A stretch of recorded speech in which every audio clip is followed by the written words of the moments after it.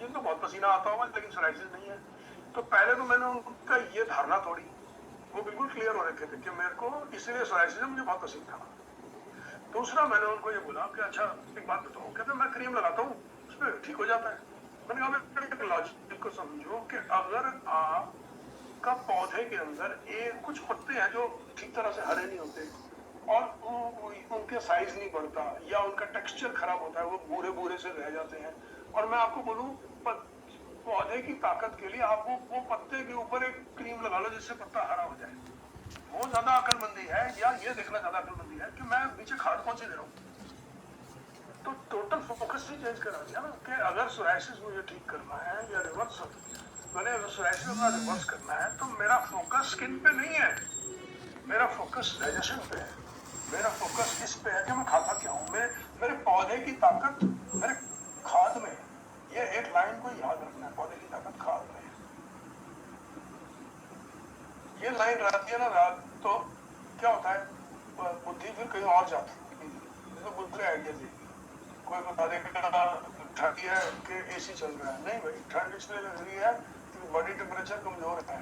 Thyroid बहुत ज्यादा अगर आपको ठंड लग रही है तो थायराइड का इशू है, थायराइड खराब नहीं हो तो भी है, थायराइड की फंक्शंस खराब नहीं है तो भी है, अगर आपको बहुत ठंड तरह की लगती है, शायद में भी सबके लिए वैलिड नहीं है। पर ये कहने का लॉजिक ये है कि इंसान की ताकत उसके फूड और न्यूट्रिशन है, और फूड हमने अभी हैंडल कर लिया, लाइफस्टाइल हमने हैंडल कर लिया।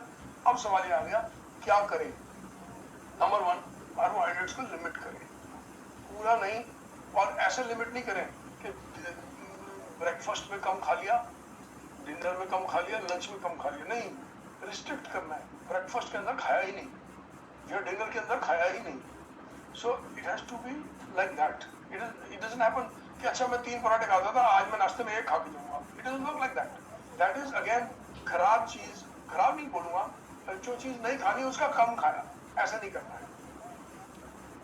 नरिशमेंट, इट्स अबाउट नरिशिंग, इसका मतलब है मैं जो नाश्ता खाऊं वो मुझे नरिश करे, पौष्टिकता दे, वो वाला खाना खाना है। उसमें फ्रूट्स भी कुछ हो सकते हैं, उसके अंदर प्रोटीन रिच फूड हो सकता है, पत्तेदार रिच फूड हो सकता है, और साथ में 2 कैप्सूल स्पिरुलिना के, 2 कैप्सूल मोरिंगा के। क्यों किया, अल्कलाइज किया बॉडी को, डेंस न्यूट्रिशन दिया, वो जो मिसिंग थे मिनरल्स वो हमारे को उससे मिले।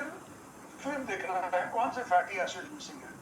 बहुत बार लोगों के फैटी एसिड मिसिंग होते हैं, कौन से फैटी एसिड, ओमेगा 3, उनका ओमेगा 6 टू ओमेगा 3 का बैलेंस ठीक नहीं होता, विच मीन्स अगर हमें फैटी लिवर पे किसी की मदद करनी है तो हमारे लिए इंपॉर्टेंट सप्लीमेंट्स कौन कौन से हो गए, वो चीजें जो हरी हैं, जो पत्तेदार, जैसे किसी ने मेंशन किया मोरिंगा, मोरिंगा हरे पत्तेदार चीज है, वहां से आ रहा है, प्लांट से आ रहा है। मोरिंगा खाने से बॉडी एल्कलाइज होगी, स्पिरुलिना खाने से बॉडी एल्कलाइज होगी, नॉनी जूस पीने से बॉडी एल्कलाइज होगी, इससे जो है हमारे को बहुत सारे मिनरल्स मिलेंगे, और अगर आप ये खाएंगे तो आपका चांसेस है आपके फैटी लिवर पे जाने के चांसेस कम हो जाएंगे। ऐसे ही अगर हम ओमेगा 3 का सेवन करेंगे तो ओमेगा 3 के सेवन से बॉडी में इन्फ्लेमेशन कम होगी, क्योंकि फैटी लिवर तक पहुंचने तक इन्फ्लेमेशन भी बढ़ चुकी होगी, इन्फ्लेमेशन कम होगी, बॉडी की एबिलिटी टू हील बेटर होगी। अब आप समझो हम हीलिंग के प्रोसेस में हैं, we are healing the body, we are nourishing the body, so we have to nourish the body. तो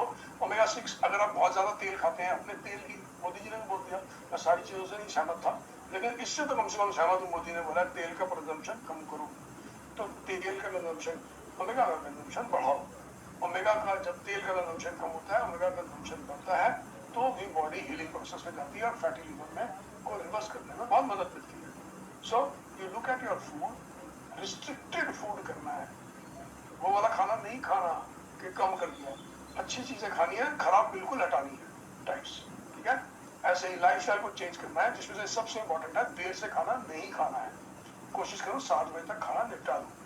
फिर तीसरी चीज बॉडी को नरिश करना है, खासकर फैटी लिवर के लिए, और ओमेगा 3 से, स्पिरुलिना से और मोरिंगा से और नोनी जूस से नरिश किया जा सकता है। इसके ऊपर अगर कोई सिम्टम्स है, कोई बॉडी एक है, तो हेमोहेम्फिन बहुत बढ़िया काम करेगा।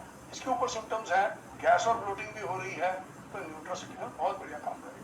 तो आप एक समझो, आप एक आदमी का फैटी लिवर ठीक कर रहे हो, आपने बोला स्पिरुलिना खा लो, लेकिन उसका डाइजेस्टिव सिस्टम में अच्छा नहीं है, तो पहले उसको न्यूट्रास्यूटिकल जोड़ेंगे ना, ताकि उसको डाइजेशन बढ़े, उसकी गैस और ब्लोटिंग हटे, तो फिर पहले न्यूट्रोसिटिकल डालेंगे, 2-4-5 दिन के बाद मोरिंगा ऐड करेंगे, 2-4-5 दिन के बाद स्पिरुलिना ऐड करेंगे, और अगर बजट है तो नॉनी जूस भी ऐड करेंगे।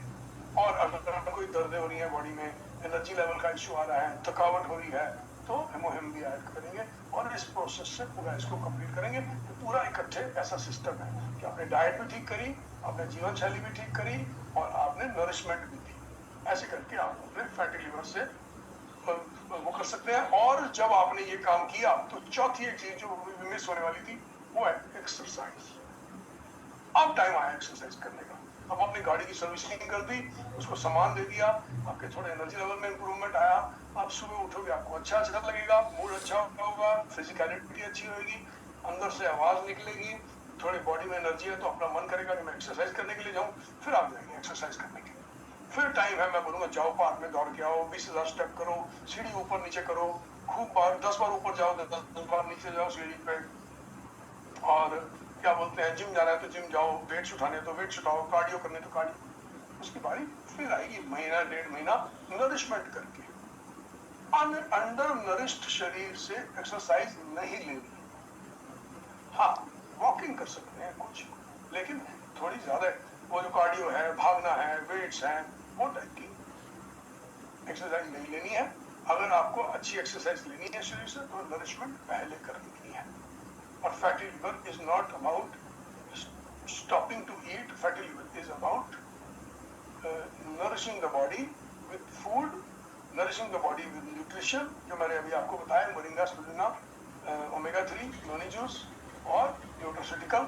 एंड उसके बाद जीवन शैली को ठीक करना है, रात को लेट नहीं खाना है। जब इस प्रकार का खाओगे 2-4-5 दिन में बार बार भूख लगनी भी बंद हो जाएगी। वो जो फेज है, अगर इसको अपने आप जीवन शैली को बदलोगे तो बॉडी रिएक्ट करेगी। बॉडी बोलेगी नहीं मुझे खाना, तो बॉडी बोलेगी नहीं मुझे भूख लगी है। कोई बात नहीं, उस पैटर्न को तोड़ने की कोशिश करें। उस पे स्पिरुलिना लें, ग्लास में डालें, हिलाएं और ग्लास भर के पी लें। थोड़ी देर में 20 मिनट में बॉडी शांत हो जाएगी। उस टाइम पे जब भूख लगे फिर फ्रिज खोल के अंदर से रसगुल्ला निकाल के नहीं खाना है, या रोटी दोबारा से नहीं खा लेनी, या स्विगी जोमेटो पे ऑर्डर नहीं देना। और फिर कुछ गर्म पीने का मन है तो प्योरिटी पीनी है, प्योरिटी डालनी है ग्लास में और बढ़िया से उसको एंजॉय करना है। नरिश कर रहे हैं हम अपनी बॉडी को इन चीजों से। जीवन शैली को भी ठीक करना है। इसके साथ आज का सेशन हम यहीं कंप्लीट करते हैं। आप सबका होने के लिए बहुत बहुत धन्यवाद। नेक्स्ट सेशन में फिर मिलेंगे। बहुत बहुत thank you. I hope this session was of value to you. Thank you.